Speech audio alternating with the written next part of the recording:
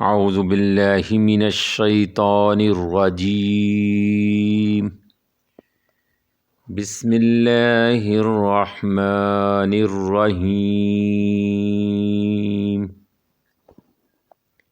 الصلاة والسلام علی خاتم النبیین الصلاة والسلام علی ختم المرسلین الصلاة والسلام علی رحمت للعالمین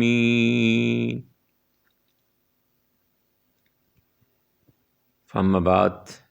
حدیث اليوم حدیث نمبر 561 سنن ابو داؤد کی یہ حدیث ہے، یہ ترمذی شریف میں بھی ہے، مشکات شریف میں بھی ہے، اور یہ حدیث صحیح ہے۔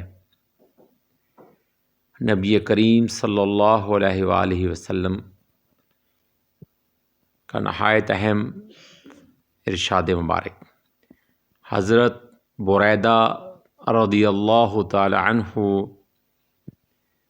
نبی کریم صلی اللہ علیہ وآلہ وسلم سے بیان کرتے ہیں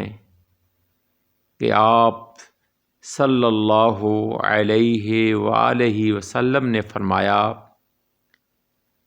خوشخبری دو قیامت کے روز نور کامل کی، یعنی کہ کامل نور کی ان لوگوں کو جو اندھیروں میں مسجدوں کی طرف چل چل کر آتے ہیں، یعنی کہ اس حدیث مبارکہ میں نبی کریم صلی اللہ علیہ وسلم نے نماز باجماعت کی اہمیت اور جمعۃ المبارک کی نماز کا خصوصاً اس کے اندر ہی احاطہ کیا ہے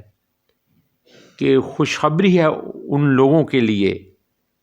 جو اپنی مصروفیات ہر چیز چھوڑ کر مسجد، رات کے وقت اپنی نیند چھوڑ کر وہ مسجد میں نماز کی طرف آتے ہیں۔ جب اللہ اکبر کی صدا بلند ہوتی ہے، نماز کے لیے انہیں بلایا جاتا ہے تو وہ لبیک کہتے ہوئے جلدی سے، عشاء کا اندھیرا ہو یا فجر کا ہو، تو وہ مسجدوں کی طرف بھاگ بھاگ کر، یعنی کہ چل چل کر جاتے ہیں۔